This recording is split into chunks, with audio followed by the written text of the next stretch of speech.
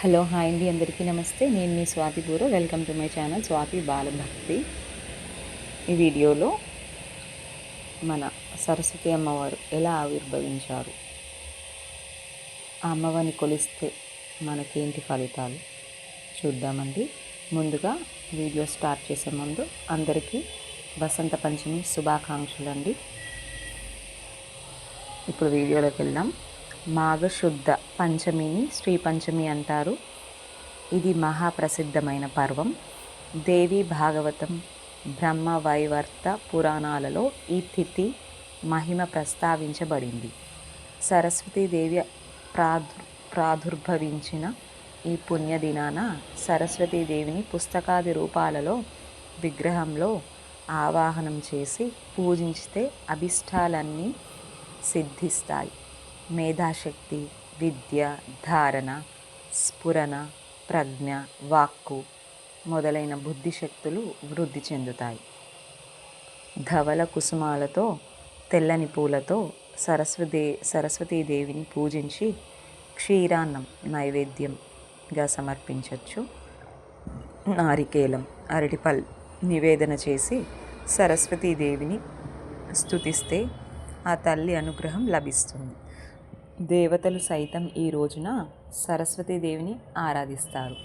సరస్వతీదేవి కృప వలనే జ్ఞాన విజ్ఞానాదులు వృద్ధి చెందుతాయి. లౌకికమైన చదువులు, పరమమైన బ్రహ్మ విద్య రెండూ ఈ జగజ్జనని కృప వల్లనే లభిస్తాయి. సో ఈ వీడియోలో మనం చూసినట్టు దేవతలు సైతం ఈ రోజున సరస్వతీదేవిని ఆరాధిస్తారంటే మనం ఎంత అండి ఆ దేవుడి ముందు. సో మీకు వీలైతే దగ్గర ఉన్న టెంపుల్లో మీకు చిన్న పిల్లలు ఉంటే అక్షరాభ్యాసం చేయించుకోండి. ఈరోజు చాలా మంచిది, మూల నక్షత్రం కూడా.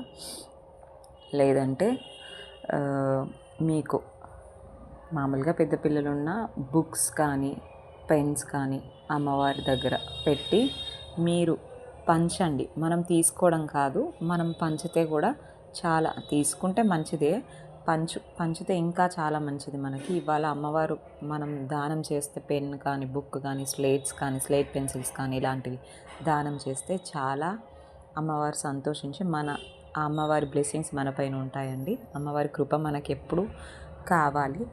ఎల్లవేళలా మనకి ఆ అమ్మవారి దయ ఉంటే చాలండి. సరస్వతి ఉంటే ఆటోమేటిక్గా ఆ అమ్మవారు లక్ష్మీదేవి వస్తూనే ఉంటుంది, తాండవిస్తూనే ఉంటుంది. సో మీరు మీ ఇంట్లో కానీ పూజ చేసుకున్నాక అక్కడ పూజల్లో సంకల్పంలో మీకు కావాల్సిన కోరిక చెప్పుకోండి. అండ్ వన్ మోర్, అక్కడ దేవుడి దగ్గర మీ బుక్స్ కొన్ని కొత్త న్యూ పెన్స్ ఉంటే పెన్స్, అవి న్యూ పెన్స్, బుక్స్ పెట్టేసి ఇవాళ ఉంచితే ఉంచండి వీలుంటే, లేదంటే ఈవినింగ్ వరకు తీసేయచ్చు, ఉంచితే మంచిది. సో ఆ బుక్స్ కూడా మనం బొట్లు పెట్టుకుంటే మనకి అమ్మవారి కృప అనేది దొరుకుతుందండి. ఈ వీడియో కనుక మీకు నచ్చినట్లయితే please subscribe to my channel అండి. Like, comment and share. అమ్మవారి సరస్వతి అమ్మవారి దయ మన మీద ఎల్లప్పుడూ ఉండాలని మనస్ఫూర్తిగా కోరుకుంటున్నాను. Thank you one and all.